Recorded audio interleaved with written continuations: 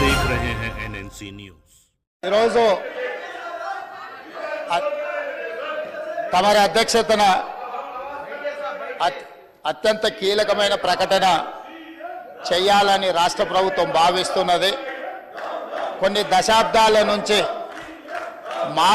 మాదిగ ఉపకులాలకు సంబంధించిన లక్షలాది మంది యువకులు ఎస్సీ రిజర్వేషన్లలో ఏబిసిడి వర్గీకరణ కోసం వాళ్ళు పోరాటాలు చేస్తున్నారు.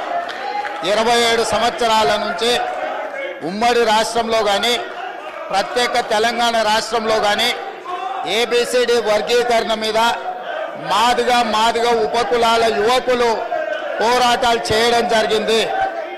వారి పోరాటాల ఫలితం ఒకనాడు ఇదే శాసనసభలో మాదిగ ఉపకులాల వర్గీకరణ కోసం వాయిదా తీర్మానం ఇస్తే నాతో పాటు ఆనాటి శాసనసభ్యుడు సంపత్ కుమార్ను కూడా ఈ సభ నుంచి బహిష్కరించడం జరిగింది.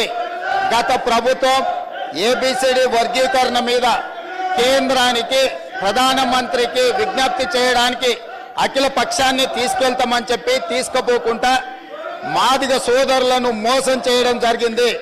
కానీ డిసెంబర్ 3, 2023 నాడు ప్రజాప్రభుత్వం బాధ్యత తీసుకున్న తర్వాత తక్షణమే మా ఉప ముఖ్యమంత్రి గారి సూచన మేరకు మాజీ ఉప ముఖ్యమంత్రి ప్రస్తుత మంత్రి దామోదర్ రాజనరసింహ గారి నేతృత్వంలో మా శాసనసభ్యులందరినీ అడ్వకేట్ జనరల్ ని ఢిల్లీకి సుప్రీంకోర్టుకు పంపించి న్యాయ కోవిధులతోని చర్చించి సుప్రీంకోర్టులో బలమైన వాదనను తెలంగాణ రాష్ట్ర ప్రభుత్వం కాంగ్రెస్ ప్రభుత్వం వినిపించడంతో ఈనాడు సుప్రీంకోర్టు మాదిగ ఉపకులాల వర్గీకరణకు అనుకూలమైన తీర్పునివ్వడం జరిగింది. నేను మనస్ఫూర్తిగా సుప్రీంకోర్టు కాన్స్టిట్యూషనల్ బెంచ్కు రాజ్యాంగ ధర్మాసనానికి మనస్ఫూర్తిగా కృతజ్ఞతలు తెలియజేస్తున్నా.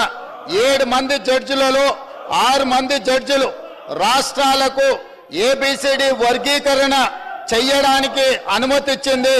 తెలంగాణ రాష్ట్ర ప్రభుత్వం తరఫున నేను స్పష్టమైన ప్రకటన చేస్తున్నా.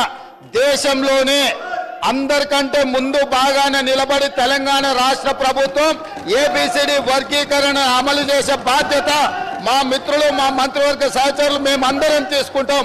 అవసరమైతే ఇప్పుడు ఇచ్చిన ఉద్యోగ నోటిఫికేషన్లలో కూడా వర్గీకరణను అమలు చేయడానికి అవసరమైతే ఆర్డినెన్స్ తీసుకొచ్చి మాదిగ సోదరులకు న్యాయం చేసే బాధ్యత మేము తీసుకుంటాము. కాబట్టి ఈరోజు ఈ సభ అందరూ కూడా ఈ అంశం మీద ఏకాభిప్రాయానికి వచ్చి మాదిగ ఉపకులాల వర్గీకరణకు సంపూర్ణంగా సహకరించాల్సిందిగా రాష్ట్ర ప్రభుత్వం తరఫున నేను విజ్ఞప్తి చేస్తున్నా అధ్యక్ష.